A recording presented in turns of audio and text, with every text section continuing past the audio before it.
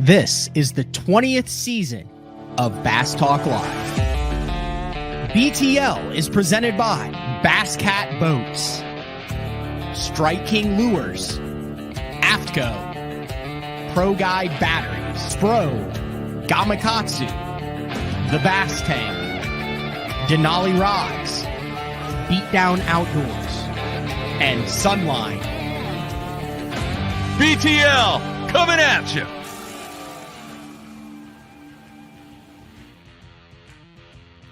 Good morning, and welcome to another exciting edition of BTL Bass Talk Live, where we are going to talk about bass fishing. We're going to talk about some unique bass fishing today. We had two full shows yesterday. The news dropped on Monday that the National Professional Fishing League, in their fifth season in 2025, will go to no forward-facing sonar. We had Brad Fuller on, the president of the NPFL, who said he made that decision. I was interested in how he came to that decision. He's been on a number of different podcasts now. Started out with Luke Duncan, did mine. I think he's going to be on Serious Angler today. But a business decision through and through. Really kind of hammered home the point that it was a business decision. And like I said, I think for that league, in that iteration of for what they do, that right now in that time, I mean, they're the first league who has said they drew the line and they said no. So we'll see how it plays out. I really don't think anybody knows how it is going to play out. And then we had Chris Zaldain on in the first half, coming off his best season since 2019, a 14th place finish, made the Bassmaster Classic in his basically his hometown there, Fort Worth, Dallas area, on Ray Roberts. And he talked a lot about kind of the climate of the industry and the state of the union. So I talked yesterday before I brought Zaldain in about how I've been gone for basically like a month and a half up north. And I'd heard, the team series for MLF. They took the BPT guys and they basically had a draft.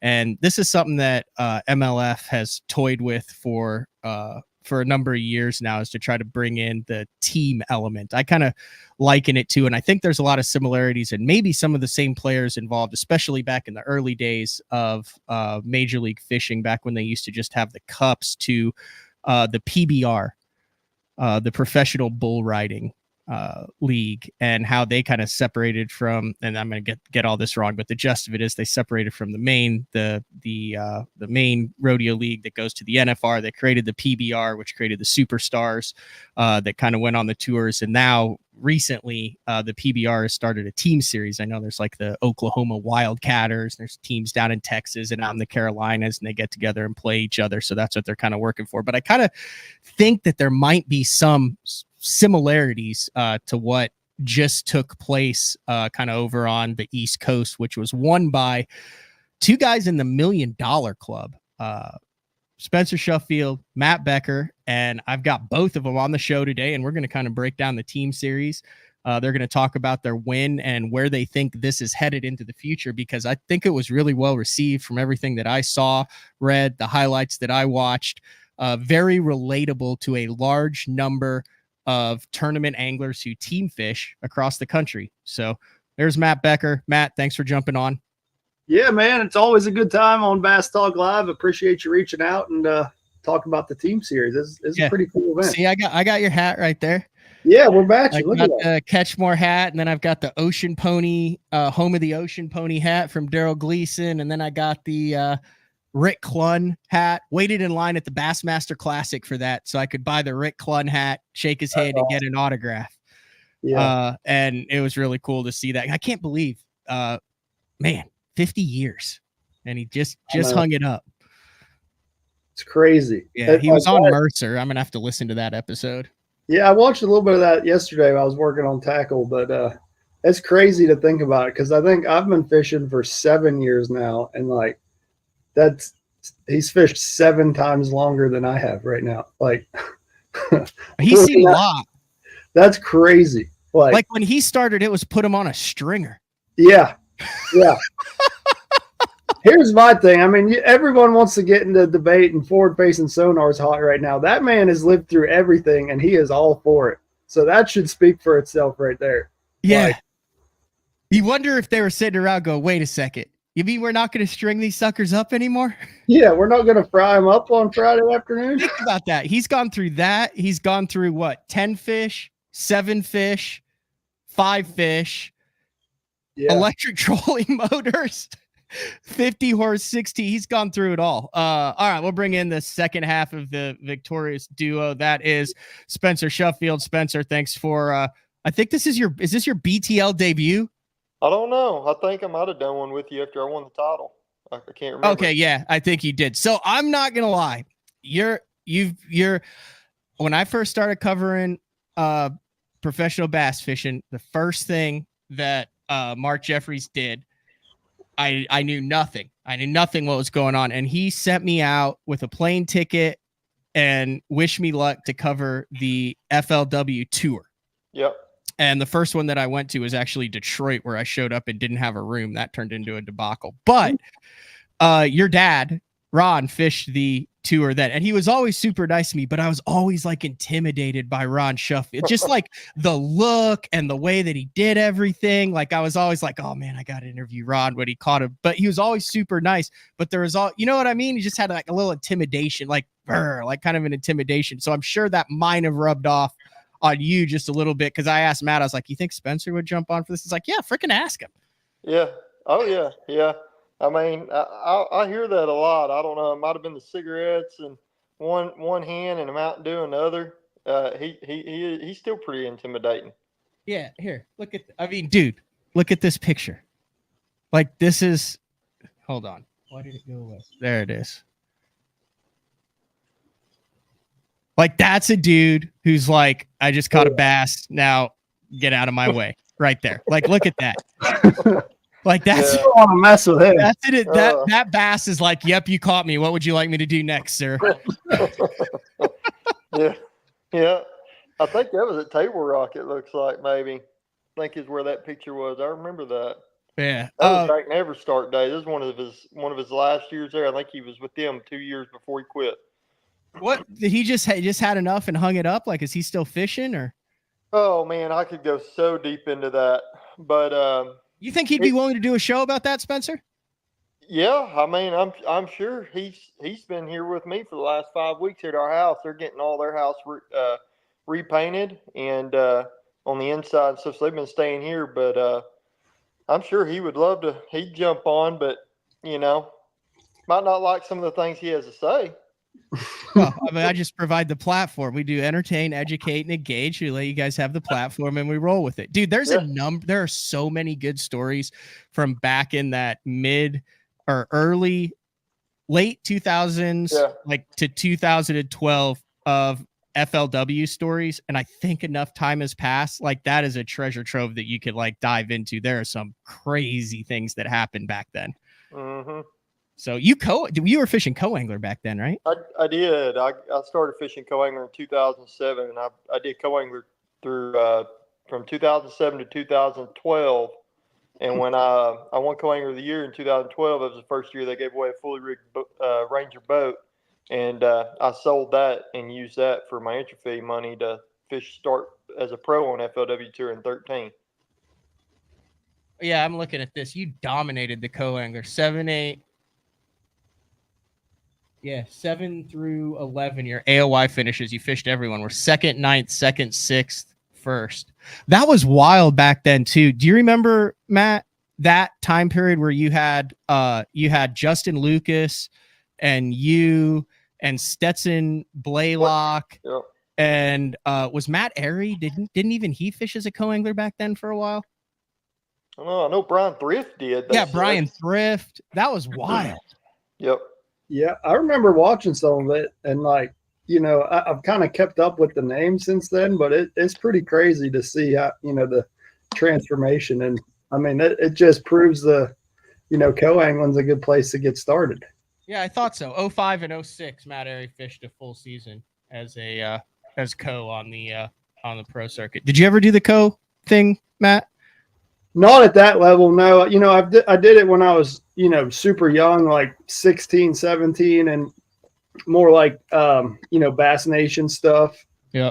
And I think I may have fished one of the Stren series, or now it's the Toyota series. But once I graduated high school, I had my own bass boat, and I was like, I want to fish out of the front, you know. All right. Let's get into this team series thing. So the very first iteration of this, I'm sorry, Matt, I forgot that you won that. That was my bad in the pre-tournament meeting. Was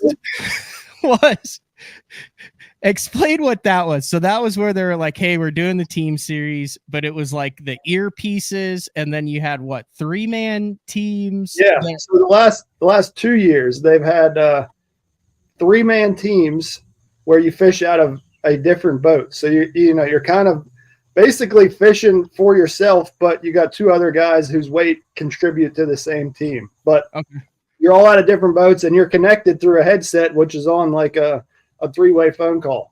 So essentially you're talking back and forth to everyone throughout the day. You know, this is what I'm seeing. You know, I had Wesley Strader on my team, so there wasn't a whole lot of silence. I mean, he was talking and cracking jokes the whole time. So, I mean, it was pretty exhausting on that side of things, but it was really cool, you know, to kind of break down a fishery. We could split it up and pick 3 sections of the lake and send a boat to each section and kind of break it down faster that way.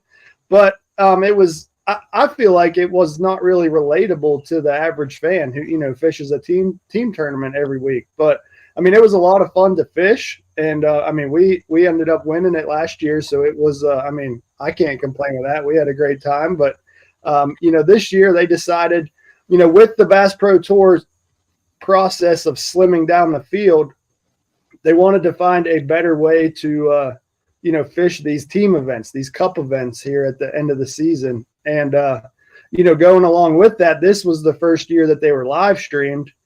And I don't think there'd be a good way to live stream 3 different boats and overlay the audio all at the same time. So they came up with this 2-man in the same boat. And I think it was a hit.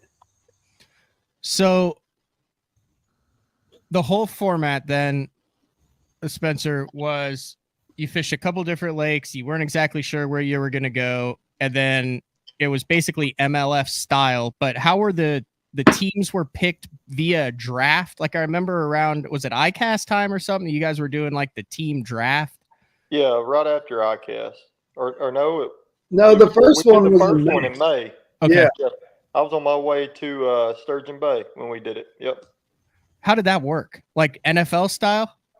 Well, see, last year when we did it for the 3, they started with the top 28 in points, and from the previous year were team captains, and they started with number 28, or maybe it was 24. I don't remember, but it was 24, 28, something like that. And they went backwards. You got to pick one, like, so the guy in 28 got to pick his first guy, then the guy in 27 got to pick his first guy, so on all the way to first place. So Wheeler was the last one to get to pick his first guy, and then they started over and went all the way back to 1 to pick your second guy. This year, they did the exact opposite. They let number 1 start first, but they didn't go off AOY standings from the previous year. They went off the first 4 tournaments. Okay. So based on where you were in the standings after stages 1, 2, 3, and 4 of this year, or maybe it was, what was it, Matt? Stage 1, 2, and 3, or stage 1, 2, 3? No, it was stage. Yeah, after stage 4 at Eufaula. Yeah, they broke up. The top 24 in the standings were the captains. That, you know, and then you could pick anybody else. Yeah. But they allowed you to pick another team captain if you wanted. Yes. So Wheeler was leading the points, or Dustin Connell, I think, was leading the points maybe after stage 4, and he picked Wheeler, of course. Mm-hmm. And I think Matt was in like 8th or 9th in the points, and I was like in 10th or 11th. And we had already talked and decided we were going to pick each other. He was going to pick me, and if somebody tried to pick us before one of us could pick each other, then we would deny. And so that's the way it went. Oh, so you could turn down a selection. Matt actually had to turn somebody down. I did, yeah. Who'd you turn down? Well, my buddy Dean Rojas picked me, and I was like, man, you said sorry. no to Dito? I know. Well, dude, he's gonna hold that grudge for decades, man. I know. You better never need a frog the rest of your life. I know, Yeah, man. Soul.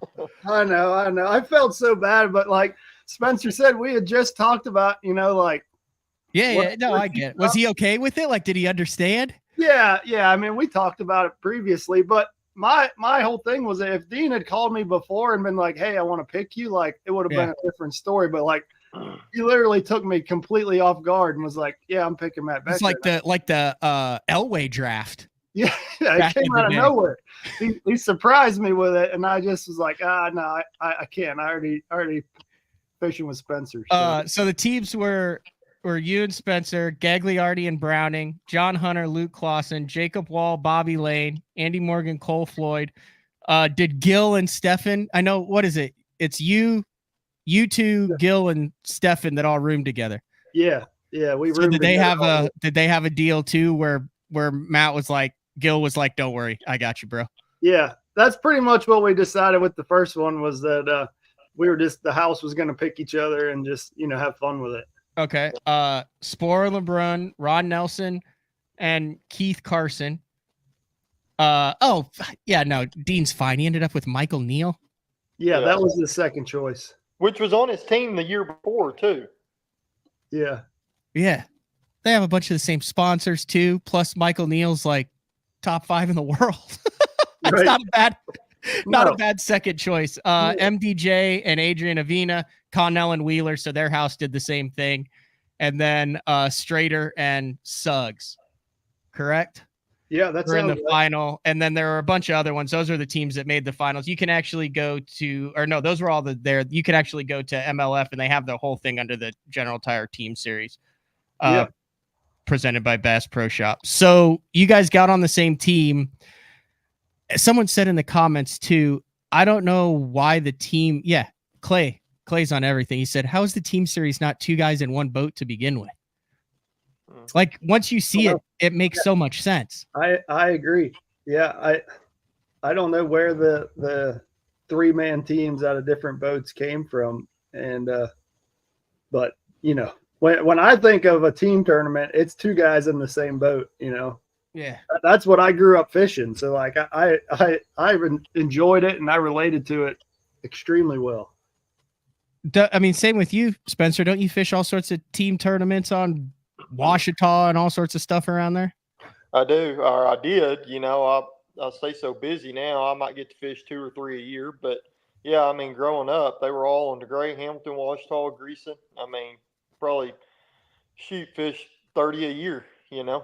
Yeah, and that's the biggest thing in Oklahoma. I mean, you look at my buddy Jordan Nichols. I went to college with him. He runs Nichols Marine now, the Nichols Marine Team Series there on Grand, and you fish for either $25,000 or a boat every single week, and the Skeeters, and they had the Team Series thing is what I would say the majority of hardcore bass fishing fans fish, even if they jump in BFLs or Toyotas on the side. Like, I look back when I got into it, my fondest memories are Team Series tournaments with my buddy Juice.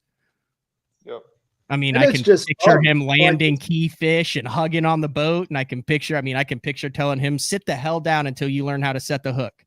After he jumped, and I've broken off fish. I mean, that's some of the best damn memories of fishing, is the team aspect of it, because someone's right there, he's sharing in your joy and your agony.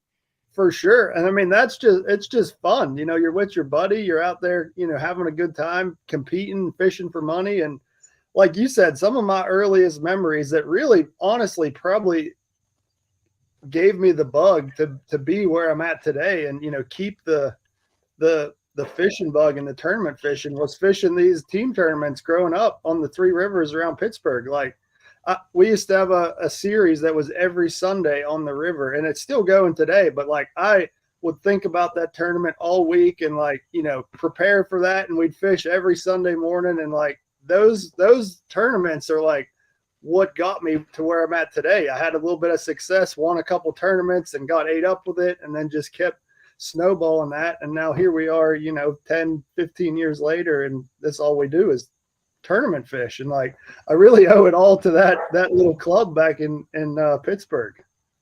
Yeah. Was that one of the, if it was Three Rivers, was that like an, oh my God, I caught one club? No, actually, like Three Rivers is a lot better than people think. So it was actually a 10 fish limit. Oh my gosh. And like, yeah, there's that like, like a nightmare for calling. No, I mean, it was a nightmare for calling because they're all like 12 to 14 inches. So like you're measuring them and this one's a half inch longer. Let's keep him, throw the 12 and a quarter back. But no, I mean, it was a lot of guys would bring in 10 fish every week. Like you'd be surprised how many keepers are actually in there. But you're not going to catch any giants, but it was a lot of fun, and you're always catching fish and strategizing how to do better. So you fish out of the team series boat then in this event, right? In Erie, yeah. So we basically, I mean, you want to go into the whole process, but like I mean, just a truncated version. I mean, I'd be interested in it. I don't know how many guys know the nuances. All right, I'll just real quick. So basically, we had that draft in May, and they give us dates. We don't know where we're going yet. All we say is, these are the dates of the event. And then 30 days prior to that, they let you know the host city, which is basically, here's the hotel where the meeting and the boatyard is. And any lake within 60 miles of that city is off limits to research, to fishing, to nothing. You can't look at anything within 60 miles of that city. And that was Erie, Pennsylvania. So fast forward to the day before the tournament, or the day before that we fish, you have a meeting at, 5 o'clock that night, and then basically you're assigned one of their boats. So this year they were 21-foot Rangers and Nitros. So they upgraded the boats a little bit because there was, 2-man fishing out the front. You had them 17-foot Nitro with 3 guys in it, and a camera band and a marshal. That'd be a packed house. Yeah, so you have 4 guys in the boat, so they had to upgrade the boats a little bit. But basically, then you take your stuff from your truck or your boat and load it into that. And, both Spencer and I had to fit all our rods and tackle into a 21-foot Ranger Nitro and load up the night before. And at that point, we still don't know where we're going. So the way it works is you walk, you meet in the morning, say we're leaving the hotel. They tell us that we're leaving the hotel at 5:45 a.m. Be there.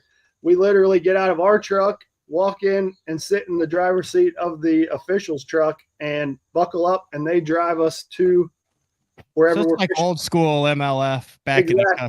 Dude, Spencer, you had to feel like you hit the damn jackpot because that's where Becker's from. Yeah. Yeah, he said he more than likely anywhere we went, we were probably going to be, fishing off some knowledge. So I was excited about it for sure. All right, so you get in the truck, you have your stuff loaded up.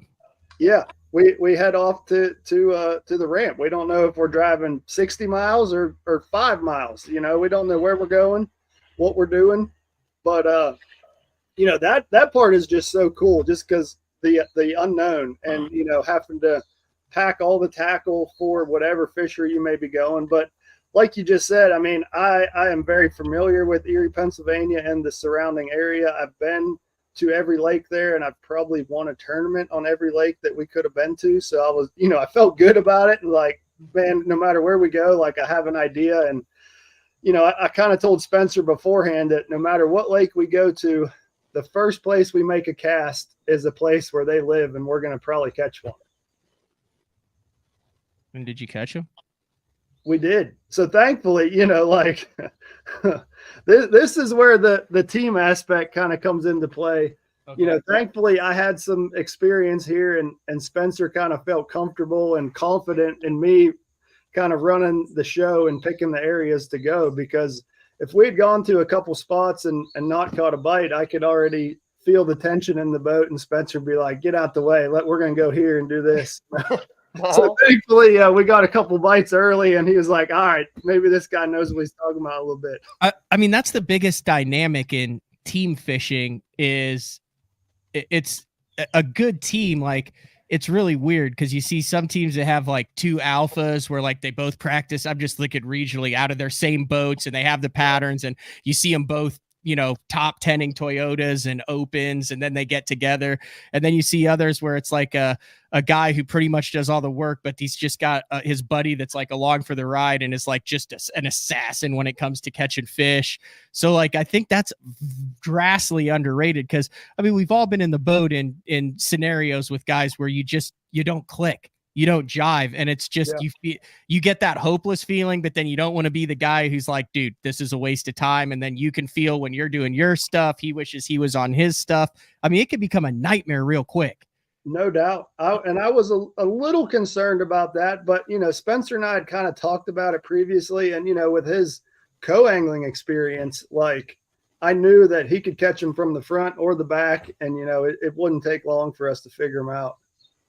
So this was Erie? Yeah, so that was our first day of competition. Good Lord, that's a strong start. Yeah, that was a fun day for sure. Mm-hmm. That was our very first day on the water. Oh, yeah. There's Dean. There's Dean with his second choice.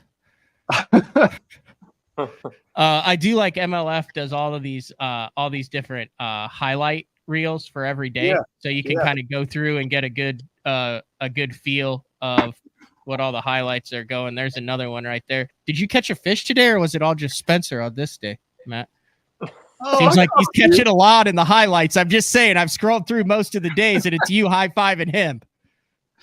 Yeah, Spencer definitely got on him pretty quick there that first morning, and he was kicking my butt for a little while, but we kind of slowly chipped away at it. It's funny, like you brought up having a good teammate and working good together. Like, so after the fact on the drive home, we started doing the math, just because we're both competitors with each other as well. And like over 3 days of competition, we weighed the exact same amount of bass over 3 days. Like, okay, I won't hang you out to dry. Even. There you go. There's you catching one. There we go. Look at that. Boom. Yep. Yeah, we had 311 pounds combined between the two of us in 3 days. 18 hours on the water. It's a lot of bass. That's a lot of bass. We caught a lot. Spencer had me by a few pounds in total weight, but we weighed the exact same amount of fish over 3 days. So it's catch, weigh, release, total weight, scoreboard, everything. It's just that both of you are fishing. Correct. Yep. It was a lot of fun, man. I mean, it's the most fun tournament I've ever fished. I can honestly say that. Okay, let me run something by you, and then we'll take a break and come back and you can answer it. All right. Let's say MLF goes, hey, we're going to straight team series. This is all there is. There's no more individual. We're going this route. Would you guys be okay with that? Do you think there's a future in that? Think about those answers. We'll take a quick break. When we come back, it's BTL with Spencer Shuffield, Matt Becker, both $1 million men, roommates on the BPT, and General Tire Team Series Challenge Cup presented by Bass Pro Shops Champions. Did I get that right? That's a big name, but yeah, I think so. All right, we'll be back right after this. The new Puma STS has been redesigned from the ground up. With the angler, design, function, and performance in mind, nothing on this new offering was compromised, and the only thing carried over from the previous version is the name. Based on the Soft Touch series hull that started with the flagship Jaguar, this new model is nimble and performs incredibly well at all speeds with either a 250 or 300 horsepower engine.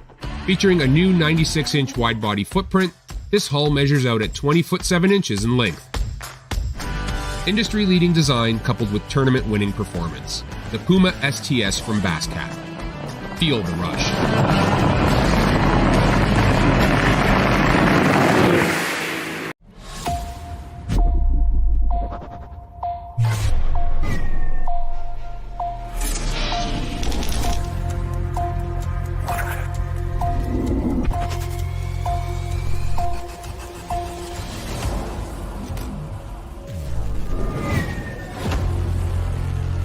Everything you need, one legendary brand.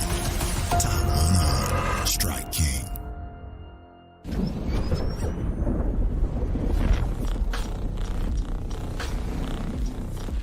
Gear that just plain works. Cast after cast after cast.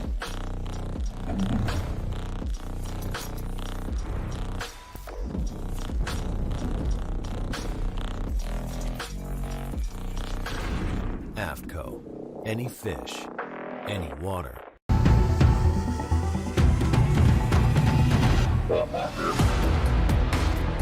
Gamakatsu, the innovation leader in fish hooks, is launching Nano Alpha technology in 2024. Nano Alpha is a new finish available on Gamakatsu's most popular hook styles. It delivers 2 times slicker performance, 4 times better corrosion resistance. Nano Alpha technology makes the world's greatest fish hooks even better in 2024 to help anglers catch more fish. Born in Japan, using technology, innovation, and precision, Sunline produces the widest selection of fishing lines at the most technologically advanced line factory in the world. Manufactured at the strictest tolerances to produce victories at the highest levels of tournament bass fishing. From household names like Christie, Swindle, and Cruz, to young guns like Cook, Logan, New, and Welcher, they all trust Sunline to take them to the top of the leaderboard. Choose the line that will give you the strength to guarantee your confidence. Sunline. All right, welcome back, BTL, on a Wednesday. Yeah, it's BTL on a Wednesday. I kind of got thrown off there since the holiday weekend there. Spencer Shuffield, Matt Becker. So I posed this question before. Would you guys be okay in if let's say the tournament series was, and we're talking $100,000 payouts and the whole 9 yards. I mean, if let's say put the BPT payouts, but it's a team series. And you got a teammate, and it's a professional, high-level, live streaming team series. Matt.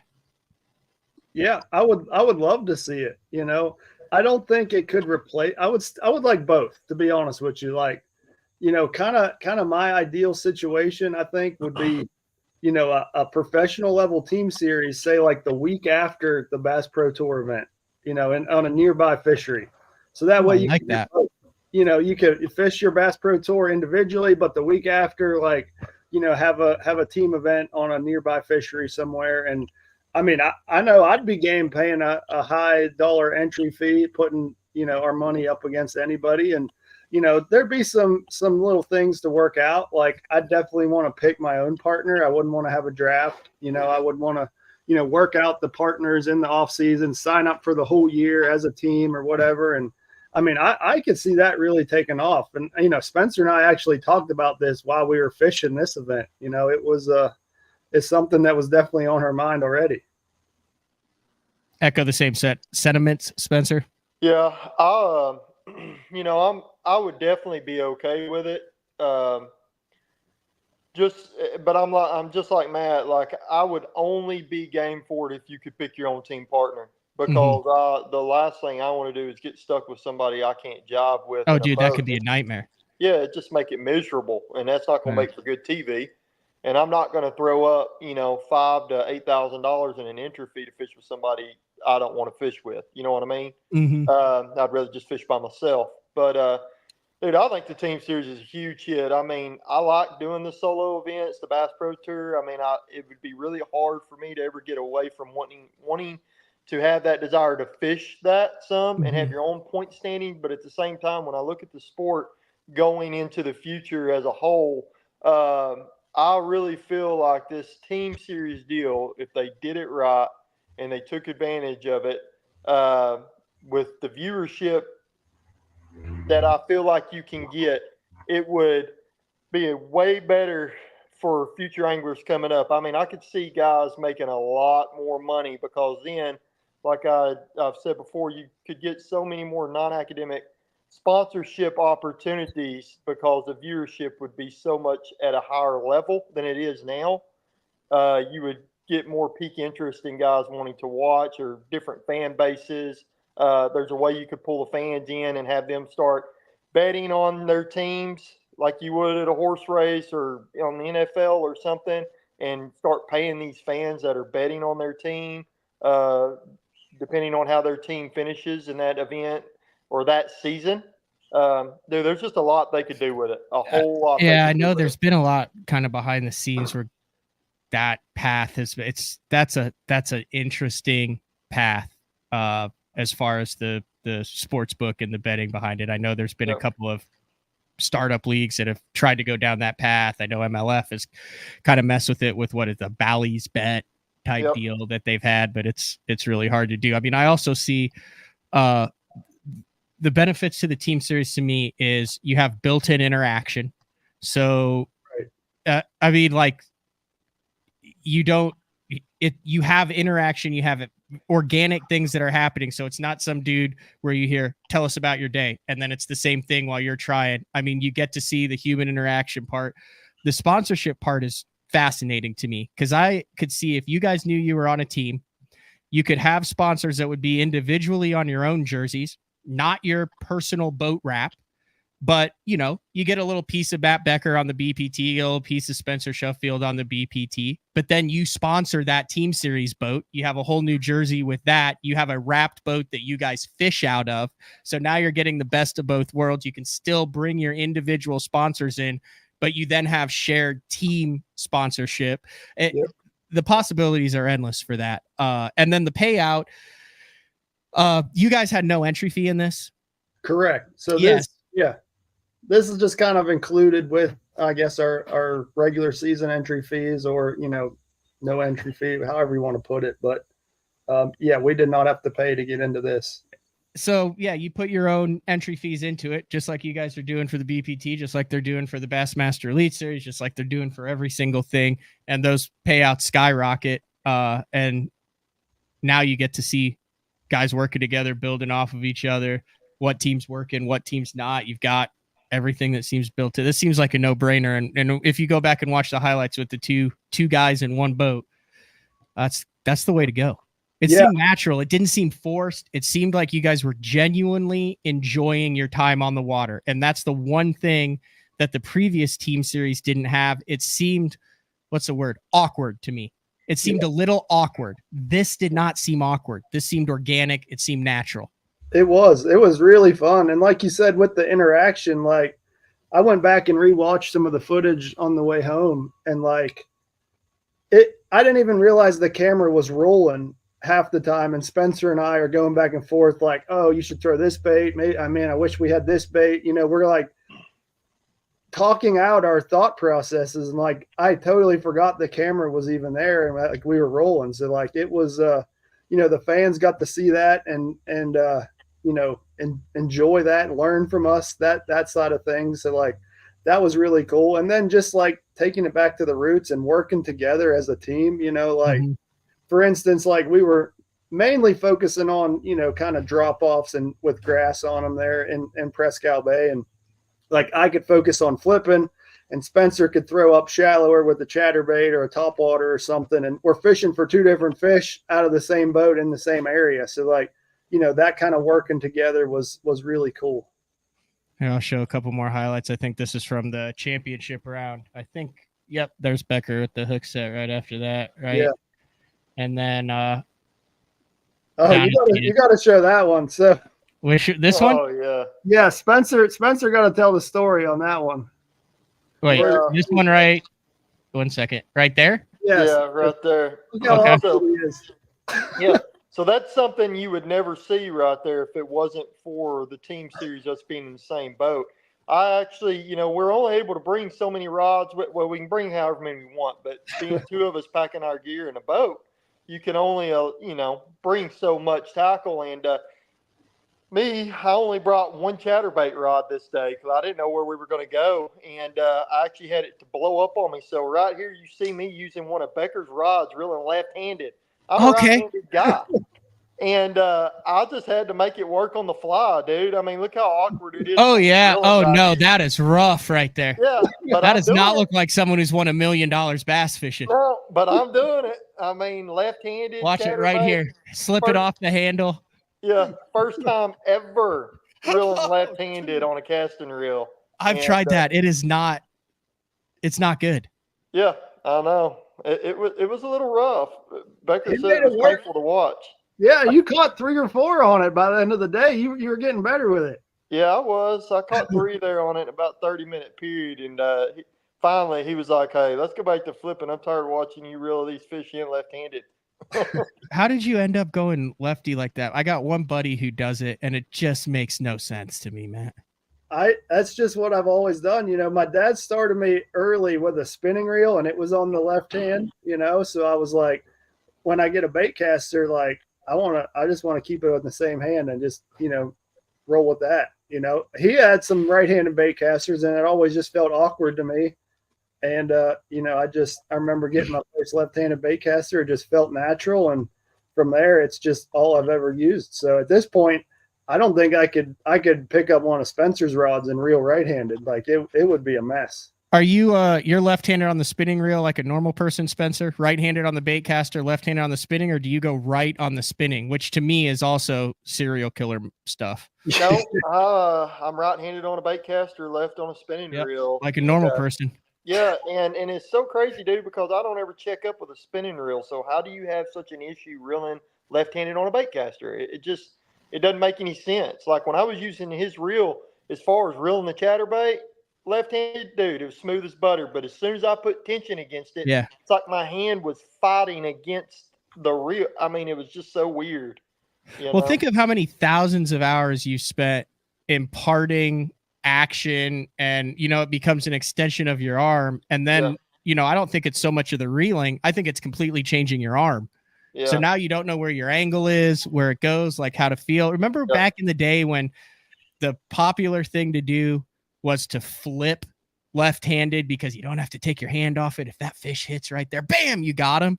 Like to me, it was like, why wouldn't you just learn how to flip with your other hand instead of switch your reel? Because now you're not changing all your mechanics at all. You're just learning a new motion with your arm. Otherwise, you're completely changing how you're moving the bait. Exactly. Yeah. I don't know. I tried that for like a half a day one time, and I was like, this ain't for me. It is funny how everyone does different stuff, but I guess like that in other sports. Here, I've got this pulled up. I'll add it. So like this was a big deal in the PBR when they went to the team series, and they actually did like some documentaries on this on some of the streaming networks where the guys are like, I'm a freaking bull rider. Like I'm not here to be part of a team. I'm not here to show someone else how to ride a bull. I'm not here for my success to be dependent on someone else. And it's a really interesting documentary series that kind of follows it through the first couple years as these guys kind of learn how to compete as a team. And I'm sure there's a bunch of crap that goes on behind the scenes in this, just like there is in bass fishing. But I look at that because I'm a casual fan, like, right? Like I've never bull rode. I don't know, but I'm interested in it. I watch it. I want to go to one of the Oklahoma matches, when they take on like Kansas City or something.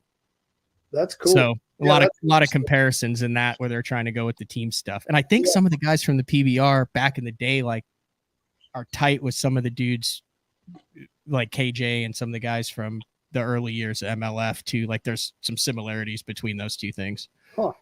Interesting. Am I right there? Have you heard that, Spencer? No, I haven't. If you look at it, it kind of makes sense though. Think about I'm still thinking about the bull riding thing. Like, how do you do the PBR team series? Like, did they both get on the bull together? No. So the more you get into it, there's like different bulls with different tendencies. They all train together. They work together. If a guy like has an in on a bull, he'll help the other guy. Like, hey, this thing spins to the right coming out of the gates. They had a draft where they all went to different cities and things like that. They can actually get like traded and stuff like that. Yeah. So, I mean, it's still individual, but like their success depends on a team. Just like in fishing, like, I mean, I'm sure there's guys who are like, hey, if Becker tries to boat flip a 5 and loses it, I don't want to lose $50,000 because he did something dumb. Yeah. But that's part of the team. Yeah. We did have to deal with that with penalties. So that was one thing that we hadn't talked about yet. If one of us got a penalty, it shut the whole boat down. So we both had to sit there and think about our actions for 2 minutes. Really? How many penalties did you get? We got a lot. Yeah. We got 7 on championship day, but hey, we were pretty clean the other 2 days. We only got 2 a day. Yeah. All boat flipping or all carpet deals? Yeah. Yeah. Boat flipping. They come off or whatever. So there was one point there on championship day where I got 2 on back-to-back casts. So Spencer didn't even get to make a cast and had to sit down for 4 minutes. Yeah, really.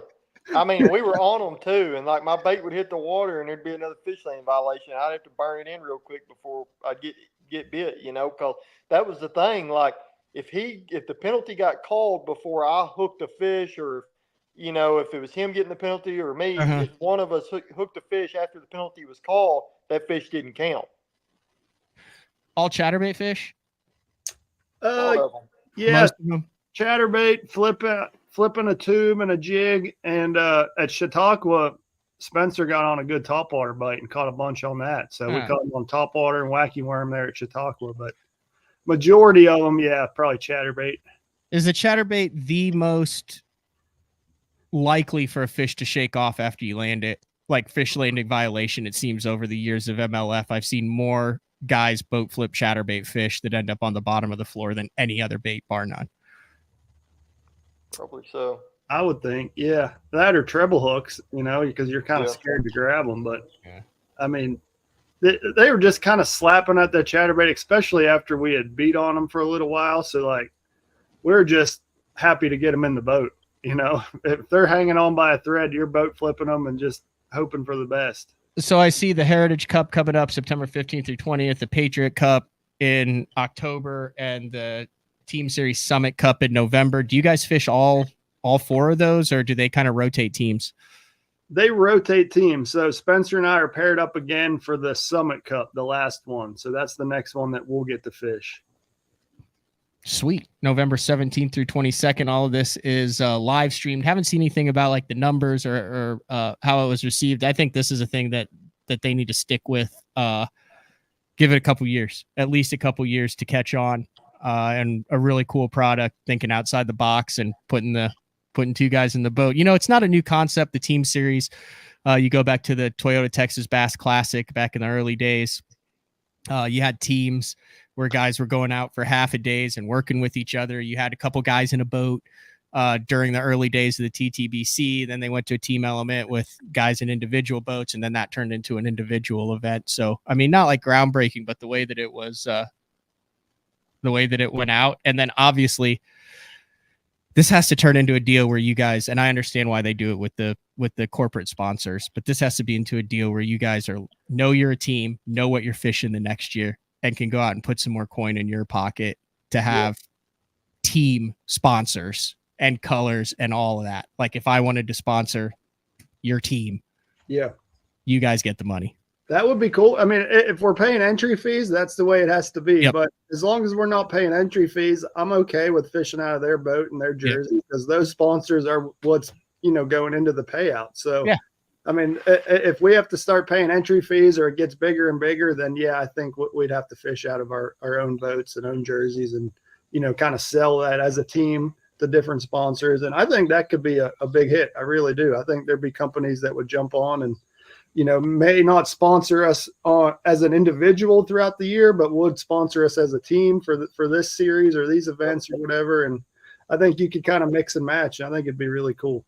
Plus, if you have like 25, let's say you do, hell, you could do everyone. You could do 40 teams. But let's say you do 25 teams or even 15 teams, which is 30 guys. You can go anywhere. Yeah. Like anywhere. Well, that was the deal with this is there was only 4 boats fishing a day. Yeah.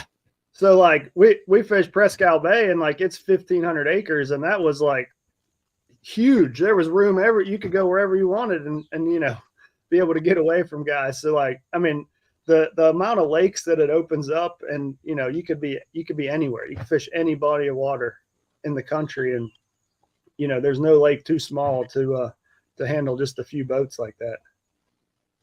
All right. Anything else either you guys want to get in here before I let you go? No, it was a fun event. I'm glad to see all the positiveness coming out of it. I mean, I can't tell you how many people has messaged me and I've ran into just since I've been back home. Gosh, man, that team series is a blast to watch. Most fun I've had watching a tournament in years. So I really hope we take this somewhere. I really do. Yeah, I agree with that. It's been awesome. Put the word in with your pops there, Spencer. I want to get him on BTL. Whatever he wants to talk about, the floor is his. Oh, he'll do it. Don't get him off on the 4 faces sonar deal. I did 2 shows about that. Dad hates that, and you would be very surprised. We were talking about it yesterday. He just like, man, I don't know how anybody hates this thing. He would have killed to have had it 20 years ago, I promise you. Yeah, his last year was what, 13, 14? 14 was his last year. Yeah, 10 years ago. Oh, yeah. You're out of it 10 years. You got nothing to lose. You can talk about whatever the hell you want to talk about. Oh, yeah. He'd go in here and let him have it. Oh, yeah. That's what I said. I mean, I would sit back and watch. I don't know if I could be in the screen with him, but yeah, he would give some people a piece of his mind. I promise you. I get That needs to happen for sure. Get him a Mountain Dew and a cigarette and just let him go. Just he'd have to do it outside so he could smoke. I mean, you'd have to let him smoke on here. Yeah, dude, I also like for the team series, I can't wait till an event. And I'm hoping that one you guys are fishing, that second one is in an event where like you've got big fish thrashing at the side of the boat and it's the other guy's responsibility to grab them. And you got one guy, you know how it is. You turn into just a jerk. Grab him. Don't worry about the crankbait. Grab him. I mean, someone's going to lose one and he's going to go, what the hell, dude? Have you never grabbed the fish before? And he's going to go, you didn't bring it in for me. And I mean, that's going to be fun. Oh, yeah. Oh, yeah. It will be. Yeah. So the other cool thing that we got, especially because it was in Erie, is I got a sponsor, Fish USA, that's in Erie. And we, all my friends and family live close by. So like we had fans following us every day. We had a couple boats that come out, buddies, and Brittany and Spencer's wife, Kristen, came out on different boats each day with the big heads and following us around, cheering on us. So like, it was such a cool atmosphere just to have a fan club following us and cheering the whole time. And, man, it was a special week for sure. Yeah, good that's deal. something you don't get in the BPT. I mean, we don't have our wives couldn't come out and follow us together. I mean, heck, they had fat heads cut out of us and T-shirts. I mean, dude, it was just something neat. It really was. It was a good feeling. Well, also just from the marketing standpoint, I mean, you take different fan bases. I mean, like I have Becker on BTL quite a bit. I have Matt Steffen on BTL quite a bit. And I think it's been beneficial. I've gotten a lot of people who listen to Matt's Steffen stuff every day that have come to BTL. A lot of BTL guys now follow Matt Steffen on it, and it grows. So, I mean, it's only natural. It's a small community, but you get to know other people and then you become a fan of them. You get your favorite angler in the boat with someone that you don't really know much about. It's natural for growing the fan base for both of you.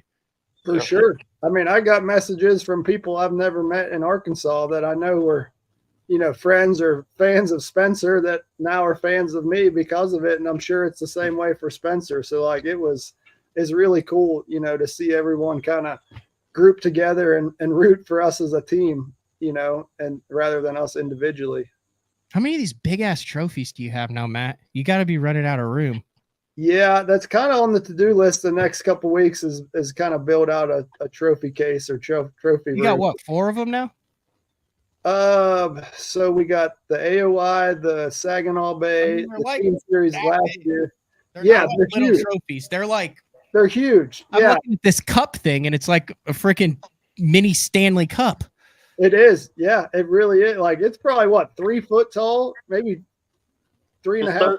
It's 29 inches because I actually had a guy come over here yesterday and measure out a trophy case for over here by my couch. So that's first world problems. Yeah, it is. But I mean, it's been awesome ride the last few years with MLF. I mean, I never expected to have as many trophies as I had the last few years, to be honest. Like it's something special. And we kind of got to build some more room for them. And, my strategy is always build for what you got now. And when you get another one, you just kind of make do with what you got.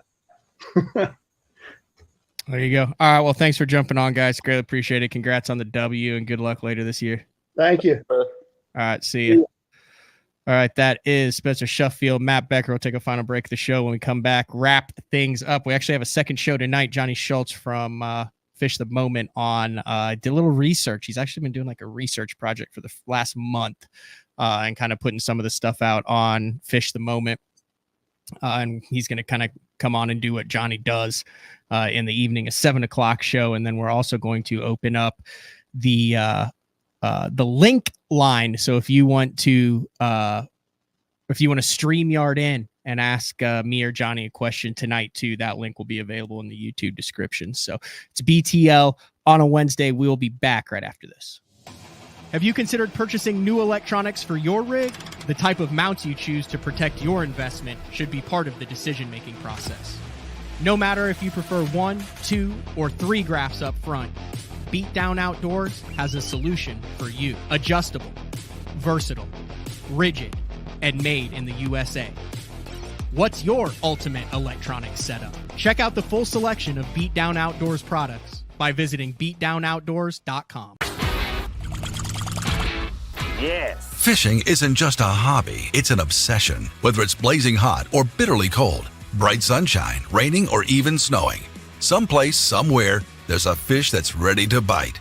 And as the angler, you need baits that will catch the fish anywhere, anytime, no matter the conditions. From throwing topwaters to cranking the depths, know the baits to throw. Choose Spro. Denali Fishing has me covered on the Bassmaster Opens. From their line of high-end rods, from the Android series all the way to the TAC series, the Novus series bait casting reels, all the way to the Covert series of tungsten in the cylindrical and the teardrop shapes. Denali has everything to keep me covered, whether I'm finesse fishing for smallmouth on the Great Lakes or flipping for largemouth in the slop down in Florida. The complete lineup is always on my deck and in my boxes. Denali Fishing. Your early morning mentality is your every hour mentality. All gas, no brakes. Focus, purpose, power. Destined for the water, but confident everywhere else. A calming buzz before the storm, truth of nature itself. You can't catch lightning in a bottle. There's a limit out there, but it's not with your gear. Unrelenting power delivery. Unparalleled weight savings. Keeping you on the water, whether you run a 9.9 or outscoping your best 5. In this rare air, there's power in the silence.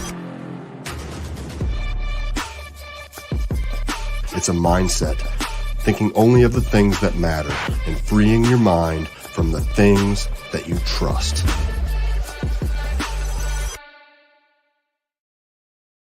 Get the best patterns backed by tournament data. Start by finding the best 10% of your lake. Know exactly what to look for and what to throw. After that, just put them in the boat. Try the Deep Dive app today. In 2023, we became a household name in the crappie fishing world thanks to Power Breaks, the game changer. Hey, bass fishing world, buckle up, because you're next. It's going to be fun. Welcome to the next evolution of our product line, Power Breaks Sidekick, designed to install right on your shallow water acres. We are the first and only fishing brake company to offer a breakaway system. Just like with the Game Changer, the Power Brake Sidekick has it as well. And it's not a matter of if you're going to need it, it's when.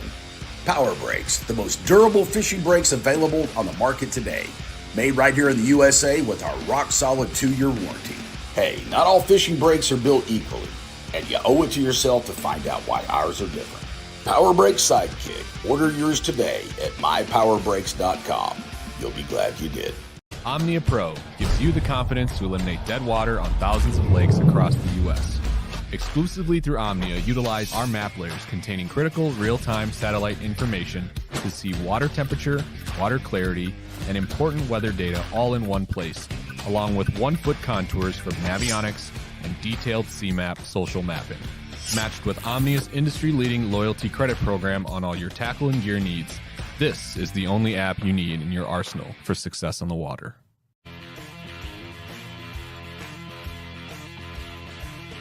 All right, welcome back, BTL. Wrapping things up. We did mention earlier in the show when we talked about Spencer fishing as a co-angler for a couple years. I think Justin Lucas's name came up. Justin Lucas, recent guest on Bass Talk Live. And I was able to get this graphic. Boom. There it is right there. Justin Lucas is doing a Best on Tour takeover. So Best on Tour, my title sponsor for Bassmaster Opens, sponsor the show weekly. newsletter that covers all things in the sport of fishing, completely free. You sign up, it comes to your email box. I pulled it up right here. bestontour.net, bestontour.net. Simply just put your name, your email. They don't send you junk. They don't just put your email in a bunch of places. It's Dave Rush, who's been on the show a number of times, kind of breaking things down. We had him on around the ICAST time, but it will go to your email. I did a takeover episode or a issue a couple months ago, but Justin Lucas taking it over. So all 10 topics will be from Justin Lucas on Best on Tour. Get emails probably 1 or 2 a month of people that are like, hey man, we want to support BTL. We really appreciate what you're doing. How can we support it? The best way you can do is to support the companies that support BTL. Every single sponsor of BTL, everything that is on the show, everything that I talk about is either currently on my Bass Cat and I use personally. If you guys see me on the Bassmaster Opens or when I'm towing, I get, I've had guys that come up, dig through the boat, run through the boat. Everything that's on the show is on my boat. It is what I use. And Best on Tour is a big part of why I'm able to fish the Bassmaster Open EQs. So if you have not, sign up for bestontour.net. And if you do it today, you can get it in time to see the Justin Lucas takeover issue. So tonight, Fish the Moment, Johnny Schultz, 7 p.m. Maybe I can get Johnny to give away some stuff. I'm horrible about mailing out stuff after I give it away. I'm trying to think what I've got. Oh, you know what? Tonight, I bet I can give away. I've got some Sunline, 30% off Sunline cards, which we're going to do an entire line week coming up. I am headed to Japan to tour the Sunline factory, see how everything goes down behind the scenes. And I think we're also going to slide in a couple days of tackle shops there. That's the end of September, beginning of October. So be on the lookout. We're going to go through like a complete rundown of the different types, the difference between mono, fluoro, braid, the 5 different types of braid. Oh, here it is. Right here. That's some limited edition AFCO Pro Pack unopened foil pack cards. We'll give away some of those tonight if you jump on the live stream and ask Johnny Schultz a question. So, and then Thursday, Frank is back with another live show. So I was good. I'd love to hear your guys' thoughts on the team series. I got no dog in the fight. I want to see professional bass fishing on all levels succeed, and I think that there are some legs to this one.